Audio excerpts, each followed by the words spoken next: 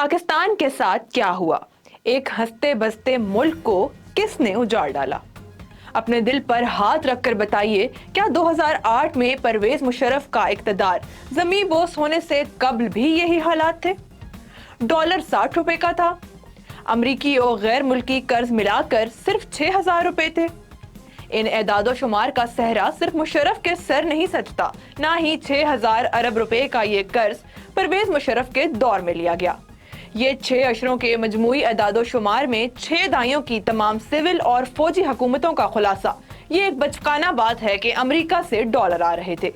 America से जो 25-30 अरब dollar आए, इसमें जरदारी साहब का दौर भी शामिल है। दूसरा, दहशतगर्दी के खिलाफ जंग में मुल्क का नुकसान 120 अरब डॉलर से भी ज्यादा है। कोई सोच भी नहीं सकता था कि 15 साल की कलील मुद्दत में पाकिस्तान किस खौफनाक तबाही की जानिब बढ़ने वाला है। मुशर्रफ की इक़्तिदार से रुखसती के हंगाम के बाद पाकिस्तानी अवाम बिलाखिर यकसु हुए। सिविल बालादस्ती के इस जज्बे से सरशार 21वीं सदी के इस दौर में फौजी इक़्तिदार किसी मुल्क को ज़ेबा नहीं। मरी में नून लीग और पीपल्स पार्टी के मुश्तरका इजलास में जश्न मनाया जा रहा था। आज महसूस होता है कि वो जश्न तरब नहीं बल्कि कोहराम था।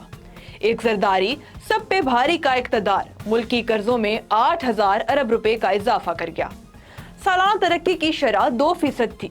शेर अपने 5 साल मुकम्मल करके लौटा तो 16,000 अरब रुपए का होशरुबा इजाफा कर चुका था। इन 5 बरसों में शायद खाकान अब्बासी की हुकूमत भी शामिल है। वो मुल्क के कामयाब तरीन कारोबारी लोगों में से एक और सबसे ज्यादा टैक्स अदा करने वाले अरकान असम्बली में शामिल हैं। आसिफ अली जरदारी और शरीफ बरादरान समेत सारी मुल्की इशराफिया शुगर मिल में चलाती रही।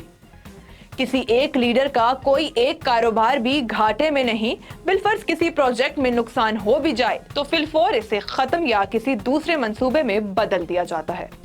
इसके बावजूद रेलवे, PIA और स्टील मिल समेत मुल्क का कोई एक भी बड़ा इदारा मुसलसल नुकसान से बाहर नहीं निकल सका। आखिर क्यों? फिर इमरान खान आए।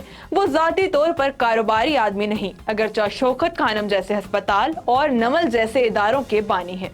दुनिया देख रखी है, इनके साथ जहांगीर तरीन और अब्दुल अलीम खान जैसे मायानाज कारोबारी लोग थे।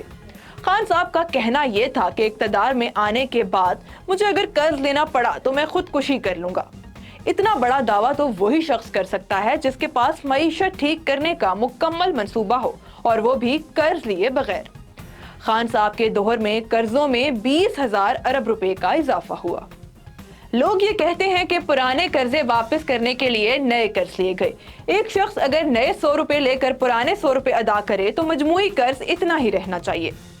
इन 3 अदवार और अब PDM के चौथे दौर में डॉलर की कीमत में 170 रुपए का इजाफा हुआ।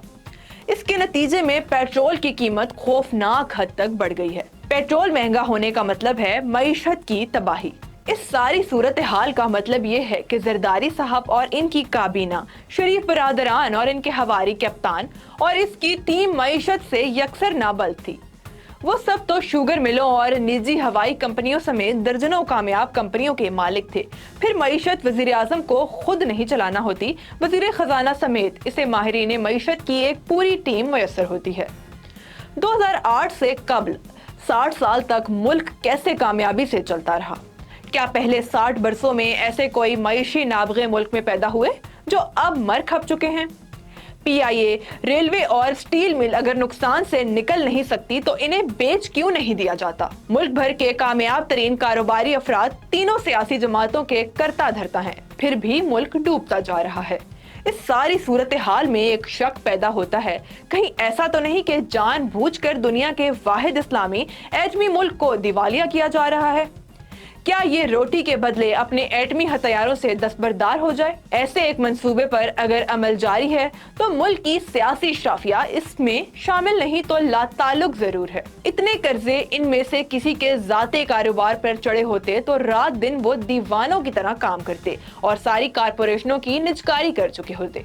ये सब कुछ अगर मंसूबे के तहत हो रहा है तो IMF मसले का हिस्सा है, हल का नहीं। मीर क्या सादे हैं, बीमार हुए जिसके सबब उसी अतार के लड़के से दवा लेते हैं। گو دوست ممالک امداد کے لیے آگے بڑھے ہیں، لیکن خودکشی پر تلے شخص کو ایک دوست کتنی دیر تسلی دے سکتا ہے جبکہ اسے اپنی ذاتی مصروفیات بھی لاحق ہوں۔ دنیا پاکستان کی طرح فارغ تو نہیں، قطر کی طرح اسے ورلڈ کپ منعقد کروانے جیسے اپنے معاشی منصوبوں پر عمل کرنا ہے۔ ایک کمزور، گھٹنوں کے بل جھکا ہوا اور 3-4 ارب ڈالر کی بھیک مانگتا ہوا پاکستان امریکہ اور مغرب کے مفاد میں ہے۔ پاکستان میں ابھی تک ایسا کوئی شے دماغ نظر نہیں آتا جو اندرونی چیلنجز اور بیرونی سازشوں کو ناکام بنا سکے۔